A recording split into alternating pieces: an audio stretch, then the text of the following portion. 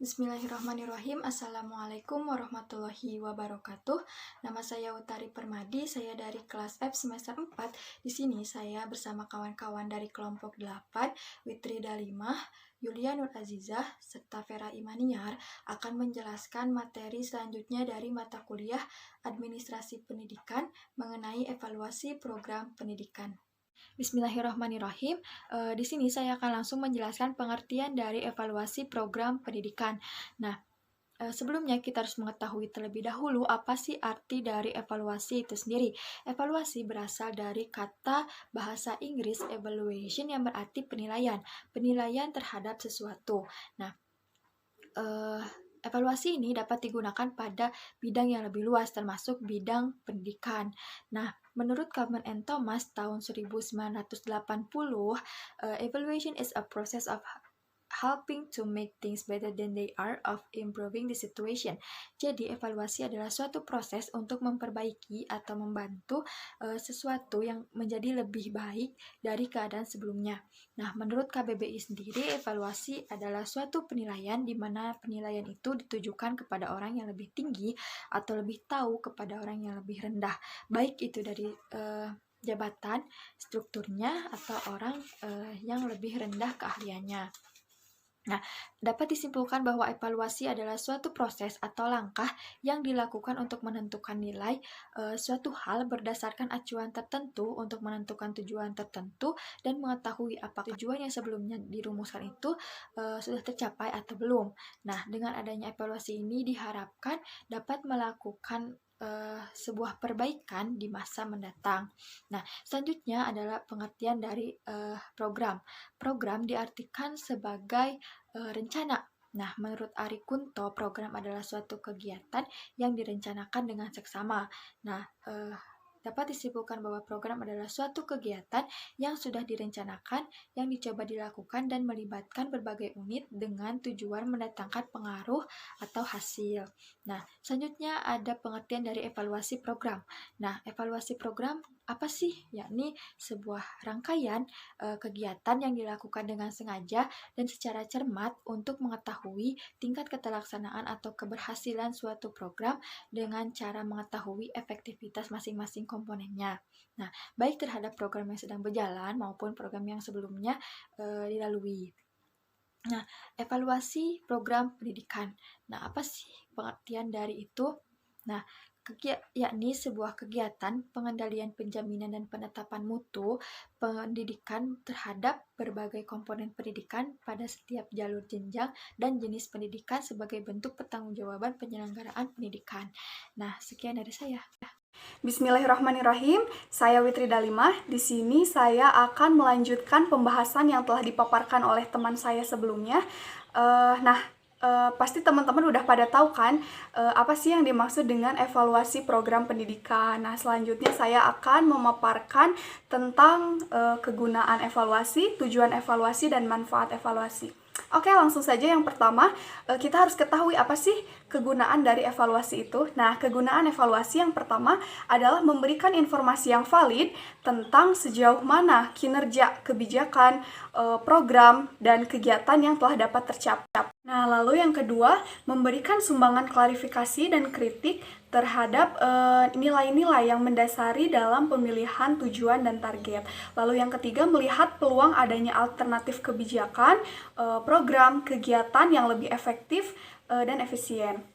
Lalu yang keempat, memberikan umpan balik terhadap kebijakan, program, dan proyek. Lalu yang terakhir, menjadikan kebijakan, program, dan proyek tersebut untuk mampu bertanggung jawab dalam penggunaan dana publik. Nah, itu adalah kegunaan dari evaluasi. Lalu yang berikutnya, apa sih tujuan dari evaluasi itu? Nah, tujuan evaluasi yang pertama yaitu untuk mengumpulkan data tentang hasil-hasil yang telah dicapai pada akhir periode pelaksanaan program. Nah, yang kedua, untuk mengetahui apa saja kesulitan dan hambatan yang telah ditempuh dalam pelaksanaan program tersebut. Lalu yang ketiga, untuk memperoleh dasar bagi pembuatan atau pengambilan keputusan dalam penyusunan langkah-langkah yang akan ditempuh dalam program berikutnya.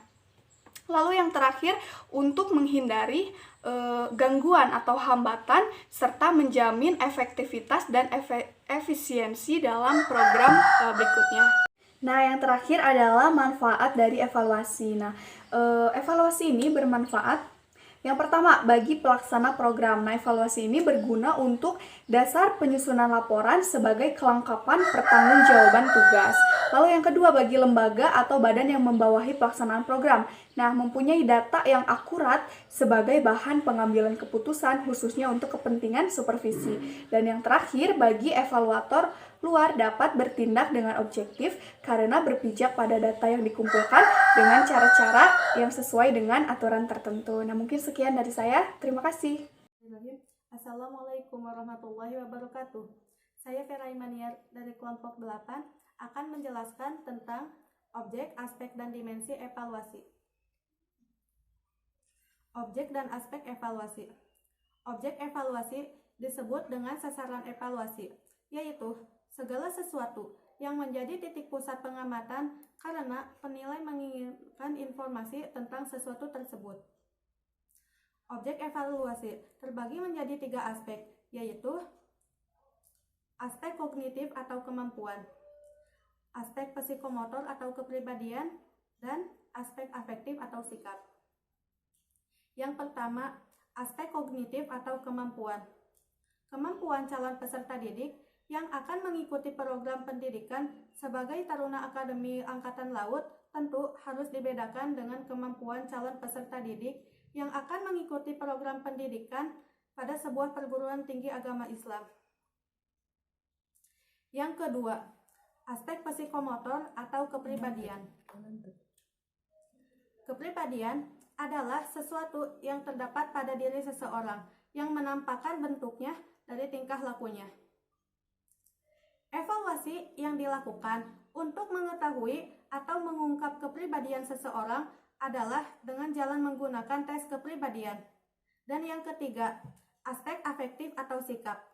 Sikap merupakan bagian dari tingkah laku manusia sebagai gejala atau gambaran kepribadian yang memancar keluar. Karena sikap ini merupakan sesuatu yang paling menonjol dan sangat dibutuhkan dalam pergaulan, maka diperoleh informasi mengenai sikap seseorang adalah penting sekali. Selanjutnya, dimensi evaluasi.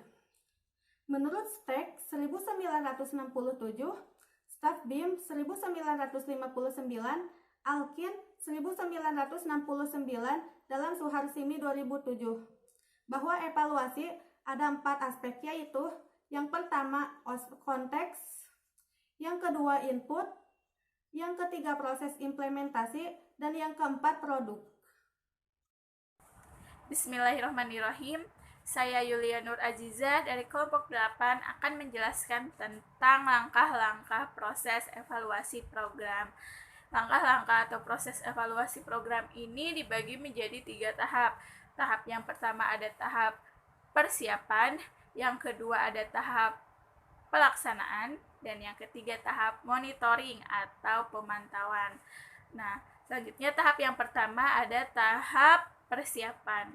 Pada tahap persiapan ini biasanya dilakukan dengan menyusun desain evaluasi, menyusun desain instrumen evaluasi, dan persamaan persepsi antar evaluator sebelum dilakukan pengambilan data. Nah, pada tahap persiapan ini, seorang evaluator haruslah mengetahui apa tujuan dan kriteria keberhasilan dari suatu program. Apabila evaluator telah mengetahui tujuan dan kriteria keberhasilan dari suatu program, maka barulah seorang evaluator dapat menentukan metode, cara, atau sistem yang akan digunakan dalam proses evaluasi. Nah, secara garis besar, komponen-komponen yang harus ada dalam persiapan evaluasi program ini yaitu ada latar belakang masalah, problematika, tujuan evaluasi, populasi dan sampel, instrumen, dan sumber data. Juga ada beberapa hal yang perlu disamakan dalam proses persiapan ini, yaitu tujuan evaluasi dengan tujuan program, kriteria keberhasilan program, wilayah generalisasi, teknik sampling, dan jadwal kegiatan. Nah, lalu yang selanjutnya ada tahap pelaksanaan evaluasi program. Tahap pelaksanaan evaluasi program ini dapat dilakukan dengan cara pengambilan data. Adapun cara pengambilan data dapat dilakukan dengan berbagai cara, di antaranya yaitu tes. Tes merupakan metode yang objektif dan yang paling sering digunakan dalam proses evaluasi. Nah, lalu yang selanjutnya ada teknik pengambilan data dengan cara wawancara. Nah, wawancara ini merupakan adanya interaksi antara seorang pewawancara dengan seorang responden untuk mengetahui sudut pandang atau definisi yang kita inginkan dari seorang responden. Nah, terus selanjutnya ada observasi. Observasi ini merupakan pengamatan yang mana kegiatan ini dilakukan dengan cara mengamati suatu program, kemudian mencatatnya atau merumuskannya secara sistematis. Terus yang selanjutnya ada angket, pengambilan data melalui angket.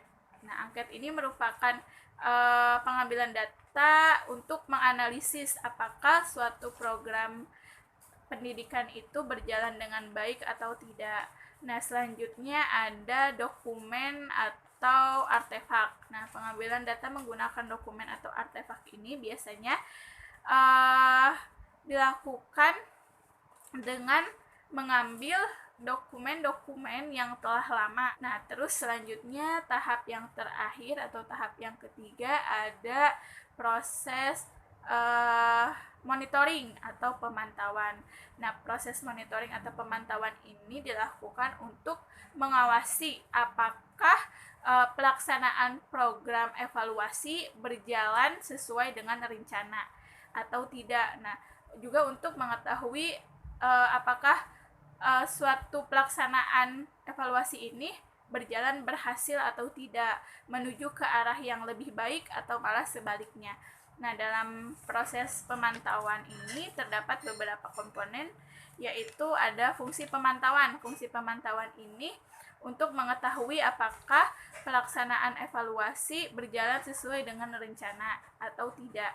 Nah, selanjutnya ada sasaran evaluasi. Sasaran evaluasi ini dilakukan untuk mengetahui apakah suatu hal-hal yang ada dalam proses evaluasi serta menunjukkan tanda-tanda suatu keberhasilan evaluasi. Lalu selanjutnya ada pelaksana atau pelaku pemantauan.